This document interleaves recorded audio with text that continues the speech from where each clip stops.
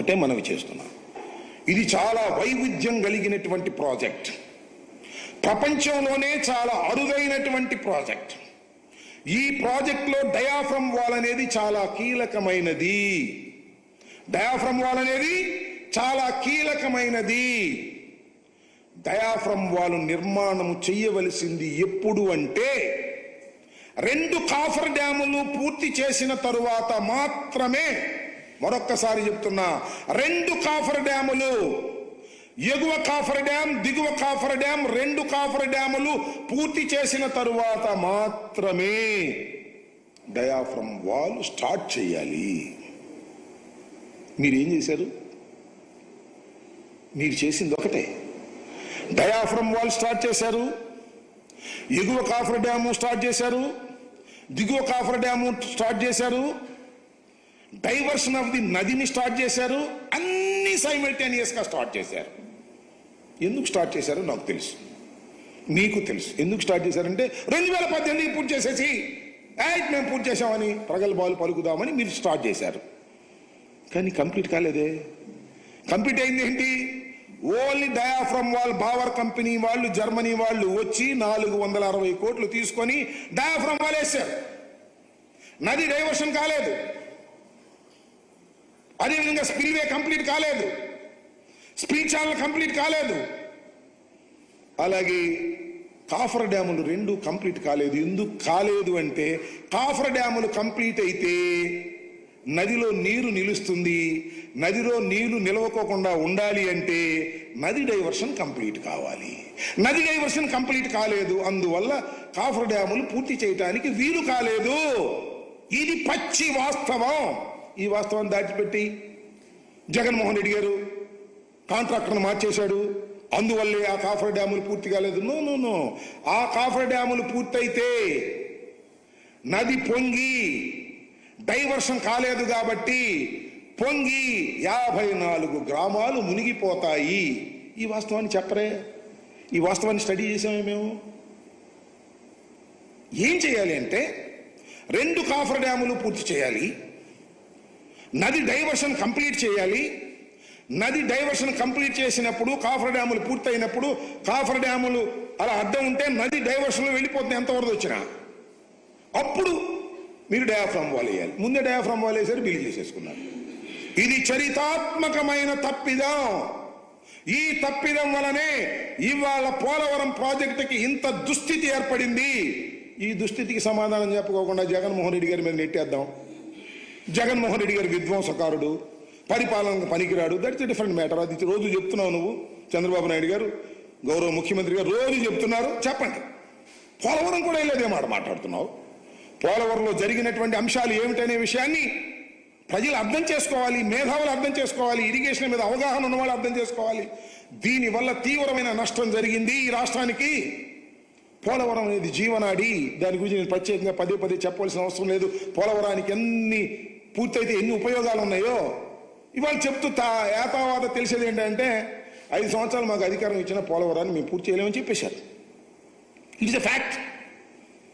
నేను మనం చేస్తున్న కాఫర్ డ్యాములు ఉన్నాయి కదా, కాఫర్ డ్యాములకి గ్యారంటీ 3 సంవత్సరాలు మాత్రమే. నేను ఇంతకుముందు చెప్పా, కాఫర్ డ్యాముల నుంచి వాళ్ళ సీపేజ్ వస్తుంది. డయాఫ్రమ్ వాల్ కొత్తది వేయాలి. ప్యారలల్ డయాఫ్రమ్ వాల్ వేసుకోమని చెప్పేసి NHPC వాళ్ళు చెప్పారు. మళ్ళీ అది వేయాలంటే 900 కోట్ల రూపాయలు అవుతుంది. అయితే అయింది. టైం ఏది? ఎన్ని సంవత్సరాలు పూర్తి చేస్తాం? మీరు చేసిన తప్పిదం వల్ల, మీరు చేసిన తప్పిదం ఒక్కటి చాలా స్పష్టమైనది. కాఫర్ డ్యాములు పూర్తి కాకోకుండా డయాఫ్రమ్ వాల్ వేయటం వల్ల ఈ దుస్థితి ఏర్పడింది. మరొక్కసారి చెప్తున్నా, కాఫర్ డ్యాములు కంప్లీట్ కాకోకుండా డయాఫ్రమ్ వాల్ వేయటం అనేది చరిత్రాత్మకమైన తప్పిదం, అన్సైంటిఫిక్. ప్రపంచంలో ఎక్కడ జరగలేదు, జరగబోదు.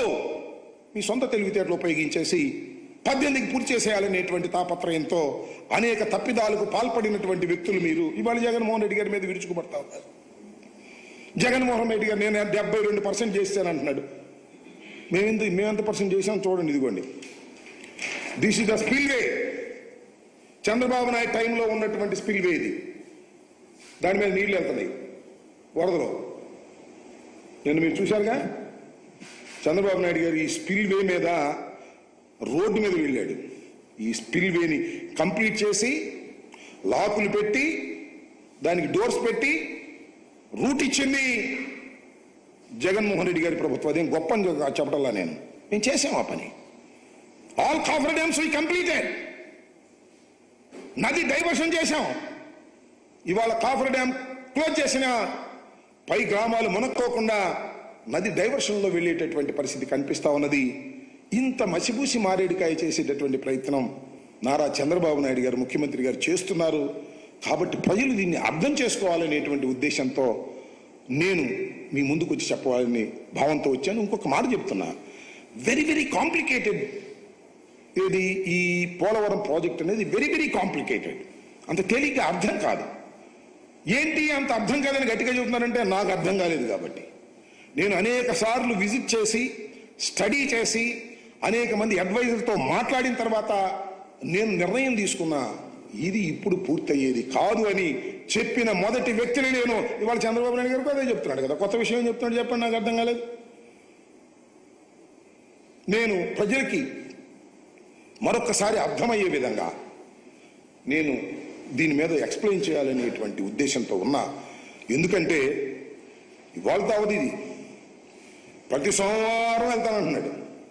ప్రతి సోమవారం వెళ్తాం మా ప్రభుత్వాన్ని, జగన్మోహన్ రెడ్డి గారిని దూషించడమే పనిగా పెట్టుకోబోతున్నాడు నారా చంద్రబాబు నాయుడు గారు. కాబట్టి దీన్ని కూలంకుషంగా ప్రజలు అర్థం చేసుకోవాలి. ఇంతకు ముందు చెప్పాను, మళ్ళా చెప్తాను.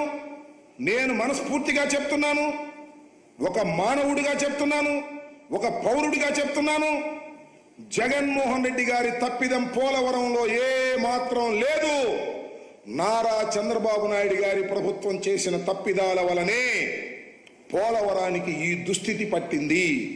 4 సంవత్సరాలకు అవుతుందా, 5 సంవత్సరాలకు అవుతుందా, చివరికి అపర మేధావినని చక్రం తిప్పానని చెప్పుకుంటున్నటువంటి నారా చంద్రబాబు నాయుడు గారు కూడా చెప్పలేని దుస్థితికి రావడానికి కారణం నారా చంద్రబాబు నాయుడు గారి ప్రభుత్వం చేసినటువంటి తప్పిదం తప్ప మరొకటి కాదు అని ఈ సందర్భంగా నేను మనవి చేస్తున్నాను.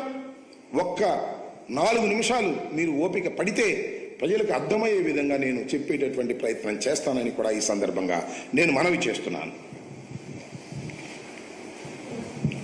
ఇది నేను ఇందాక చెప్పినట్టుగా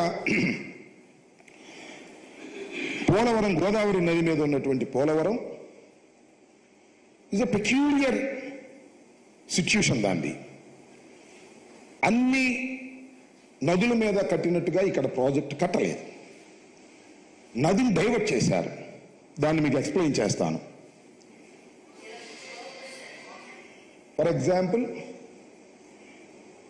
ఇది నది ఇక్కడ నుంచి ప్రవహిస్తుంది, గోదావరి నది. సహజంగా ఏం చేస్తారంటే నదికి ఇలా కట్టేస్తారు. ఇది డ్యామ్, ఇందేమో ఎర్త్కమ్ రాక్ ఫిల్లింగ్ డ్యామ్, ఇదేమో స్పిల్వే. ఇది జనరల్గా నాగార్జున సాగర్, శ్రీశైలం, ఇంకా అనేకమైనటువంటి ఆల్మోస్ట్ చాలా ప్రాజెక్ట్స్ ఇలాగే కట్టారు. కానీ ఇక్కడ ఉన్నటువంటి పరిస్థితి ఏంటి అంటే, ఇక్కడ ఈ నదిలో ఉన్న ప్రత్యేకత ఏమిటంటే, భూభాగంలో కిందకి వెళితే ఎక్కడ కూడా అన్ని ఇసుక పొరలే తప్ప, చాలా దూరం వరకు ఇసుక పొరలే ఉన్నాయి. 900 మీటర్ల వరకు, సుమారు కిలోమీటర్ వరకు సుమారుగా, సబ్జెక్ట్ టు ది కరెక్షన్, ఇసుక పొరలే ఉన్నాయి తప్ప కొన్ని చోట్ల బలంగా స్పిల్వేని కట్టడానికి కావలసినటువంటి గట్టిదనం ఎక్కడ దొరకపోతే అప్పుడు చాలామంది పండితులు దీనిలో డ్యామ్స్ కట్టే